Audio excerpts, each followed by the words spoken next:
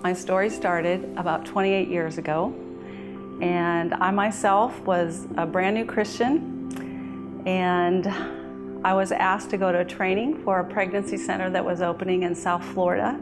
And I went to that training, and on the very first night, I was totally captured in a whole new way in my life. I'd actually had an abortion a few years before I became a Christian.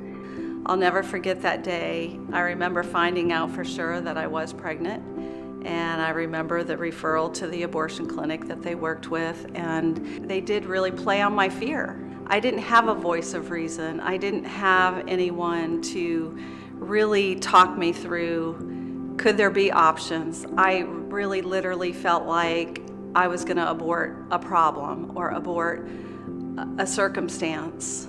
You know, when I walked into the abortion clinic that day, I walked in there in silence. There was no one to stop me. There was no one to be a voice of reason. It was a really horrific experience for me, medically, so physically, emotionally, and spiritually. And I can say it was the most painful experience of my life.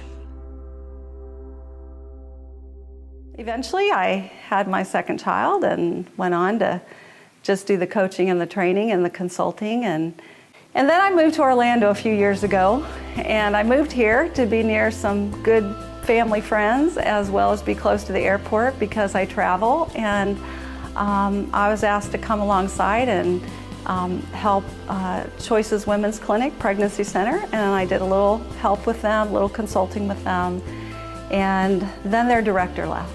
And they called me up and they said, would you consider this position?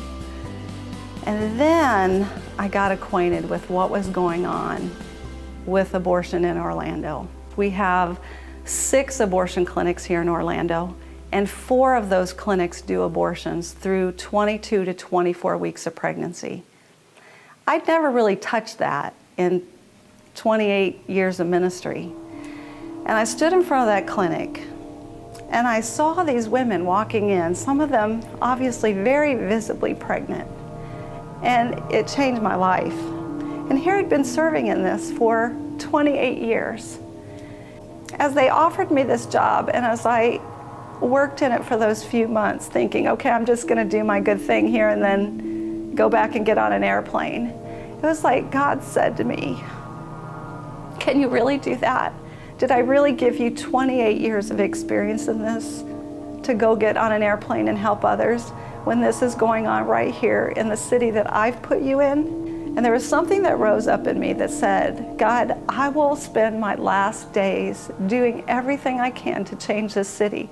If you gave me 28 years of experience, if I experienced an abortion those 35 years ago, and this is the journey of my life, this is what you have redeemed and restored in me, I will do it.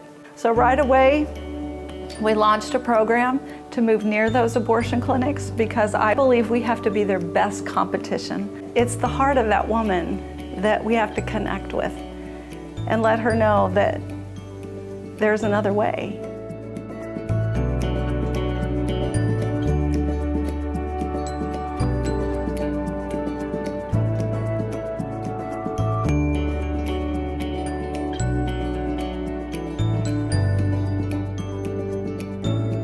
I guess I've decided that when I get up in the morning, I want the enemy to say, oh no, she's up. You know, you have to keep fighting the fight. You have to stay in there. You know, Nehemiah stayed in the game, and where he won the battle was on his knees. The battle's not won in money or volunteers or having this building. Where the battle will be won is on our knees.